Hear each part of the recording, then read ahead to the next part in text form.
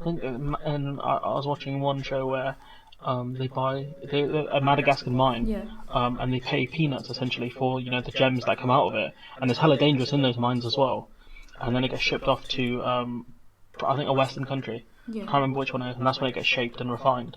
And that kind of the point I was meant to ask you about earlier, which it slipped my mind, where in Brazil's class, where the nuts and things like that are picked in Africa, but then they're processed in a country like India, and then they're sold off. And so Africa only gets a small cut of that because the processing is where most of the money is at, if you see what I'm saying. So why is it that NGOs haven't said that, okay, what we'll do is forget India, we'll take them out of the equation, we'll process the things here, we'll build a factory of some sort, and we'll process some of these nuts here, and then we'll sell them off Yeah. into wherever they go. Why haven't NGOs discussed that with some of these African community leaders or country leaders, whatever? Why do you think that hasn't happened?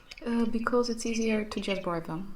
So big companies, they have big influence and they can just give a bit amount of money to the governments, and the government will change even the legislation of the country to make them benefit. So again, it's about people's mentality and the way they can be bribed. So Western countries, they won't bribe anyone in their country, but they know that Corruption is high. It's corruption very easy. is, yes, but why? Because people are very vulnerable there. So that's why people still keep getting advantage of Africa. Many countries are just bribed. Many leaders, I mean, and that's why they have the access. One good example was actually Botswana, where they kind of closed up a bit the country and they were processing their own diamonds and exporting them. And maybe it doesn't have the highest GDP in the world, but Botswana is doing well. It's doing well. Yeah. That's something to look out for. Mighty Botswana on the Yes. resurgence, because it makes sense. So if you think about it, if you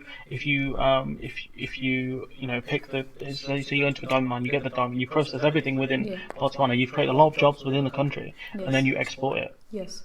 It makes a lot more sense than if you get the valuable thing, because Yeah. the processing thing can't happen without the raw materials, right? And so rather than if you get the diamond from Madagascar and you ship it off to say England to be cut and shaped very nicely and to be put on a ring if you're a very lucky person, or whatever, tiara, wherever the hell diamonds go. It makes a lot more sense for these countries to do that. Yeah. But obviously, with the way the system works now, it's not in anyone's interest, apart from the people of said country, Yeah. to fix the system. Yeah. So, yes, that's what you said.